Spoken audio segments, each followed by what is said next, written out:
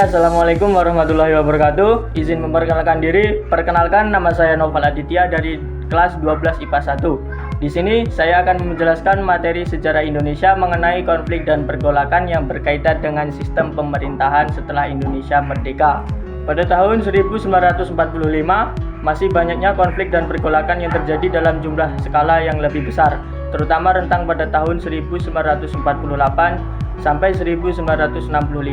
Konflik dan pergolakan yang terjadi bukan hanya bersifat internal, tapi juga terdapat campur tangan bangsa asing. Konflik dan pergolakan terbesar yang terjadi pada saat itu terbagi menjadi dua peristiwa.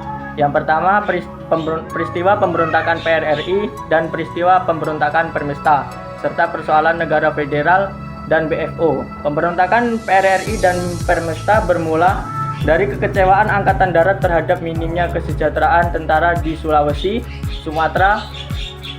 Hal ini menyebabkan beberapa tokoh militer dan tokoh sipil di daerah menentang pemerintahan pusat pada Desember 1956 dan Februari 1967.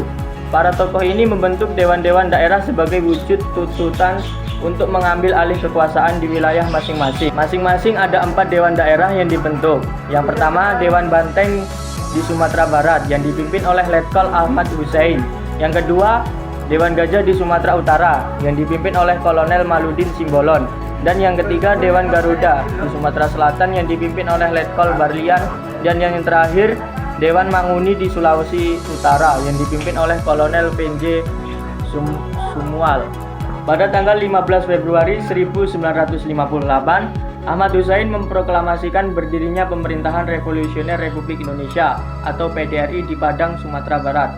Perdana Menteri PRRI pada saat itu adalah Tuan Syarifuddin Prawinegara. Para tokoh masyarakat mendukung PRRI dan mereka larutkan Permesta serta memutuskan hubungan dengan pemerintahan pusat. Pemberontakan PRI dan Permesta ini ternyata diam-diam didukung oleh Amerika Serikat. Skala negara federal dan BFO bermula dari persaingan golongan federalis yang ingin membentuk negara federal dan golongan unitaris.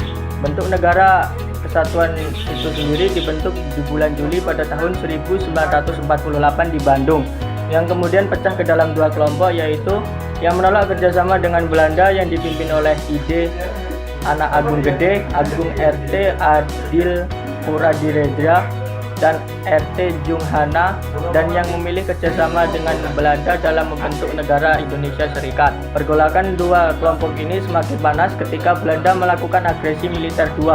Konflik ini kemudian merambat pada konflik di bidang militer pada saat Revensi Meja Bundar atau KMB. Pada tahun 1949, negara-negara bagian yang keberadaannya ingin dipertahankan setelah KMB harus berhadapan dengan tuntutan rakyat yang ingin agar negara-negara pada bagian tersebut bergabung pada negara Republik Indonesia. Hal ini membawa dampak positif bagi rakyat Indonesia. Sekian presentasi dari saya akhiri. Wassalamualaikum warahmatullahi wabarakatuh.